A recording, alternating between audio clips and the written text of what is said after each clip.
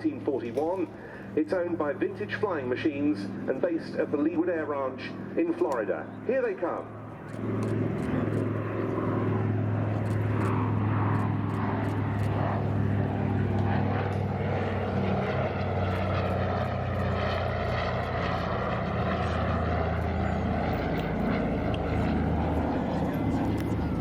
Spirit of Douglas in the lead, which when we had it here 5 years ago for the D-Day 75th was named Spirit of Benovia.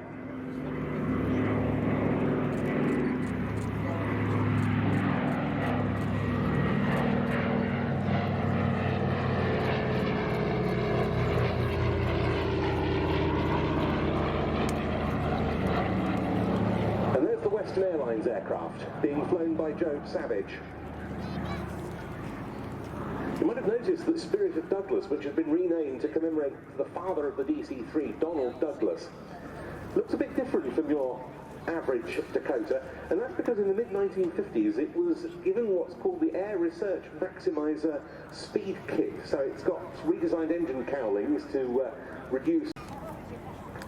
And when it was used by the CIA's Civil Air Transport Company, it helped transport Chinese nationalists from China to Taiwan after the communists' takeover, and it reportedly flew the Chinese nationalist leader Chiang Kai-shek out of Taipei. This was all before Air America took it on, and it was used by them in Southeast Asia.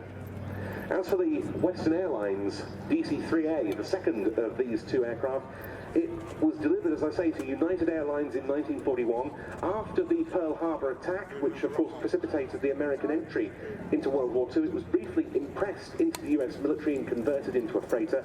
It then went to Western Air Express, who used it on military contracts in wartime. At some point it had its passenger interior reinstalled.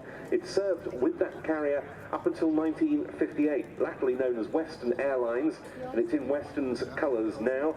It's had several several other commercial owners after that, and then went into private hands, and it's changed hands as recently as last November. It was bought by Tim Savage, publisher and owner of several other warbirds. He'd been in Normandy on previous commemorative occasions. He was inspired to participate himself and to get his own DC-3 to facilitate that. His son Joe has been over with him on several of those visits, and the last time they came over in 2019, he hadn't yet got his pilot's license.